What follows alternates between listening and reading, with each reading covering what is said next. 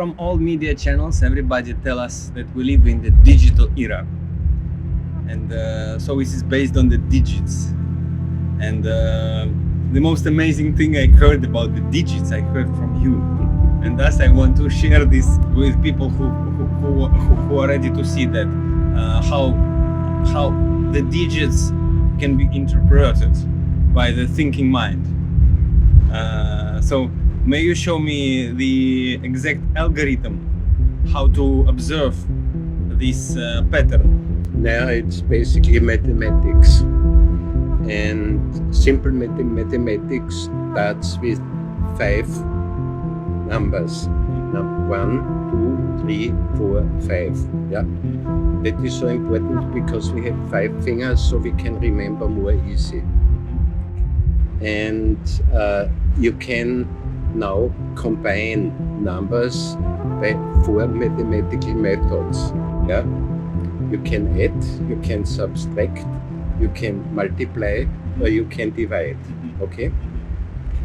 And there's one interesting outcome of dividing the numbers 1 to 5 by the number 1. This means you take 1 and divide it by 1, and the outcome is 1. Yeah. Then you take 1 and divide it by 2, and the outcome is 0.5. Okay. Then you take 5 and divide it by 1.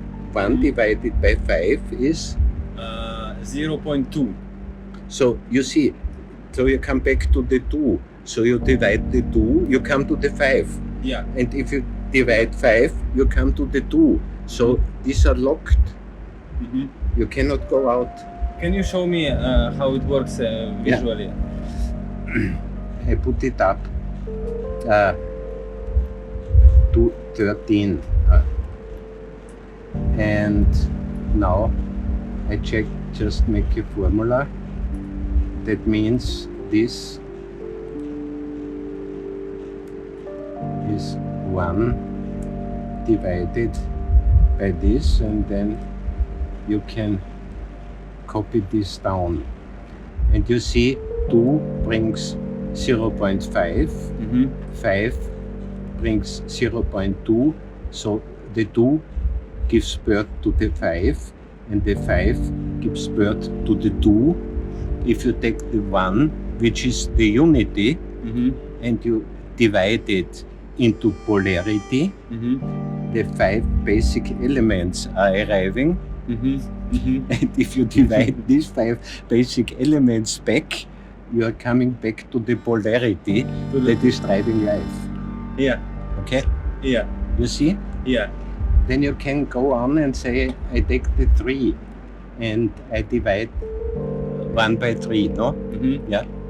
And this is giving only the 3s. Yeah. So you're caught in the system of 3. You cannot escape. These are the Holy Trinity, the 3 chaos you find in many spirits. The 3 is like a fractal going into itself. Itself. Like the 1. The 1 is not leaving itself.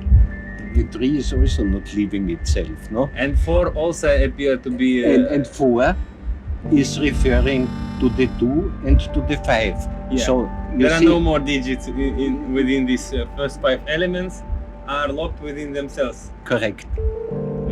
Then we go and look how this is developing in the next 5 numbers. So you see, the 6, you have the 1 before, okay? And then the 6 is locked within itself, like 3. Yeah. Yeah? Okay. Then you go but there is 7 in the end, right? Okay. 7 is special. Then you go to the 8. You see, the 8 has the same behavior as the 1 4. to 5. Yeah. So it locks you back to the first 5 numbers. Then you go to the 9. This is bringing you back fully to the 1. And then you go to the 10. This is bringing you fully back to the 1. Yeah. Okay? Yeah. And now we come to the 7. And in the 9 we have an infinite one, kind of the row of ones, while in the 10 the fractal is closed. Yeah. And when it comes to the 7, which is always called the miracle number somehow, basically this is 14, 28, 57. 14, and this is then going on. So the 7 has a fully different role. Every number is inside, including the 1. Yeah. There is, as far as I know, no 0 inside and no 9, but all other numbers are represented. That is the fully magic of 7. You see? Yeah. Then we can go on to the next 2 numbers, because these are especially interesting. You see, the 11 is bringing you back to the 9. Yeah. And the 12 is bringing you back to the 3, basically. Yeah? Yeah. Okay. And now what is the difference between the 10 and the 12? This is an important cultural factor. When you go today to Nepal in a village and you watch them how they count, they're counting the following way: 1, 2, 3, 4, 5, 6, 7, 8, 9, 10, 11, 12. So if they show some number, then everyone knows this is 8. So they use it not only for 5, but for 12. This is a more complex mathematical counting measure which is used in analphabetically Nepali villages today, because it's coming from the old Vedic times. From Sanskrit culture. From the Sanskrit times. Sanskrit was living in a 12 system. That's where the dozen is coming from. And this was the fractal. And if you take 12 by 12, it's the famous 144. So this number is arising there also. Okay? Yeah. And the 13 I've put in, you see, the 13 is fully irregular. And the 13 I've put in because the Maya calendar, the Tzolkin, is counting till 13. This is a system of 13. And they say when 13 is fulfilled, it goes back to the 1. It's running in this loop. How 13 comes to 1? I think when 13 is finished, then 1 starts again. Yeah. Okay? Yeah. They're always 13 is the most complex this is layer. the small number the Tzolkin is using. Then they are using 21, and then they are using 264. And if you multiply 13 by this 21 and this 364, you arrive at 24,000 years.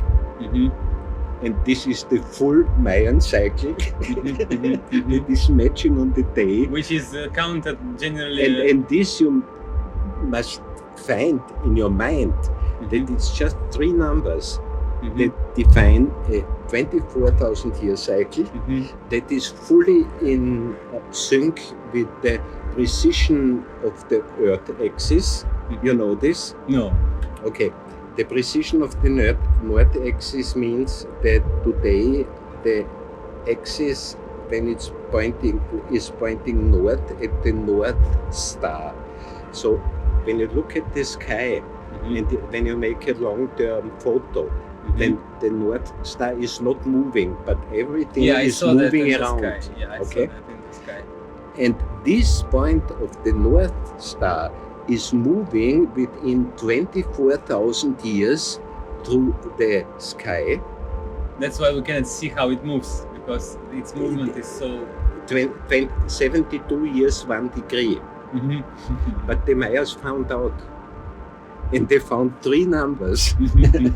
and what they then did is they gave these 13 days a special spiritual meaning.